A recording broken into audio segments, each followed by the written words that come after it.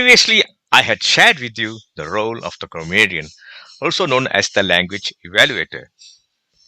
Today, this is part 2 of the grammarian role, also known as the language evaluator. When you're called to serve as a grammarian, do you have nightmares of the grammar class coming back to haunt you? Do you dread everyone finding out you can't tell a subject from the predicate? And your knowledge of the plural perfect is as far from perfect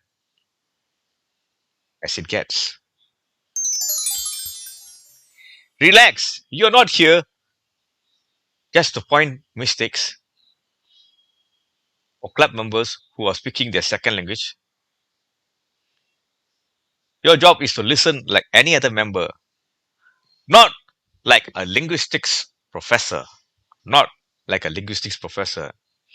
Listen for limp words weakening the message and with sensitivity to stereotype or biased language that can alienate some listeners.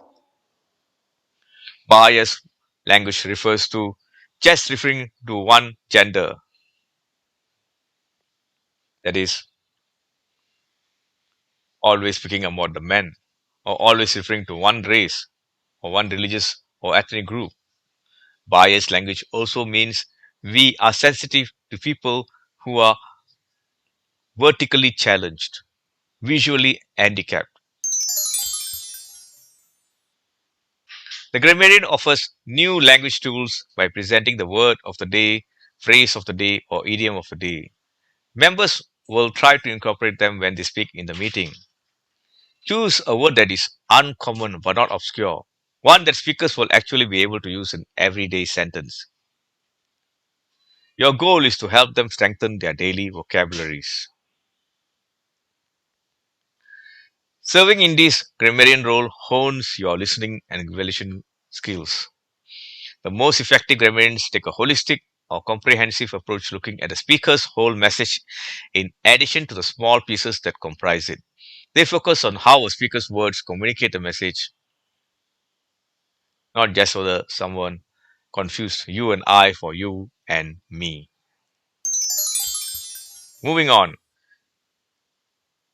The grammarian can listen more effectively if they understand that grammar goes well beyond the style guides most never read beyond school, says Louis Brevin, a member of Girlfriend Good Morning Toastmasters in Hollywood, Florida. Brevin has taught English internationally and has won area and district level evaluation contests. Greatest challenge is for clubs and districts to come up with an education plan that teaches grammar holistically for the betterment of all Toastmasters. Here's how you can go beyond the basic when it's your turn to perform this role. As with any other feedback, recognizing the positive rather than pointing out the negative is often the best approach. Point out speakers who strengthen their message with powerful language. Weed out weak words that don't add to the message. The worst offenders are empty modifiers like very, nice, fun, which just takes up space. Encourage the speaker to be specific and concrete. Instead of saying she was nice or we had friends, suggest that what that looks or feels like. She always had something positive to say. We played every game and didn't want to go home. We played every game and didn't want to go home. Calling attention to vivid descriptions, on point metaphors, and appealing rhythms. Celebrate speakers who use language that brings the stories to life. The roller coaster ride down the tracks brings the audience right into the action. Point out engaging rhetorical devices like alliteration. He was a flirt and a friend to all. Hyperbole. I was so anxious I couldn't sleep a wink for a week. And the humorous twitch. We came, we saw, we got bought and left. Notice gender neutral language that connects rather than divides the audience. Let speakers know they and their are acceptable pronouns in place of the exclusionary he and his or the clumsy he or she and in difference listeners who don't identify only one gender or the other. Inclusive language isn't just politically correct. Brevin says it's correct.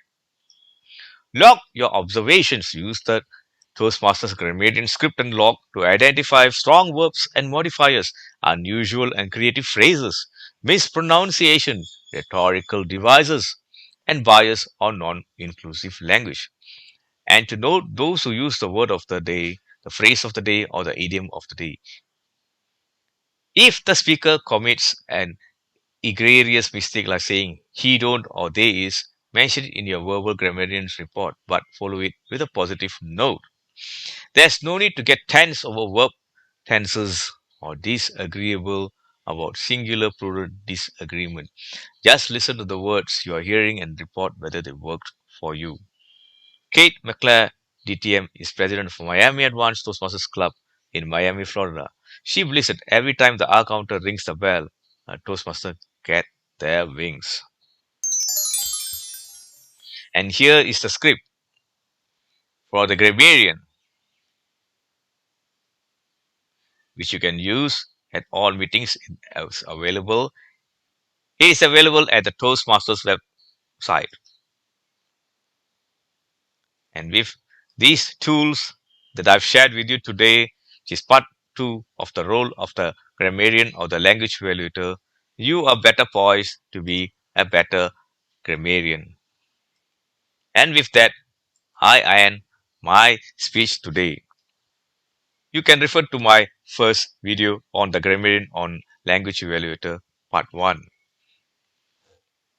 Learning is a lifelong journey. Being a grammarian is very interesting as you get to listen to others and increase your powers of observation.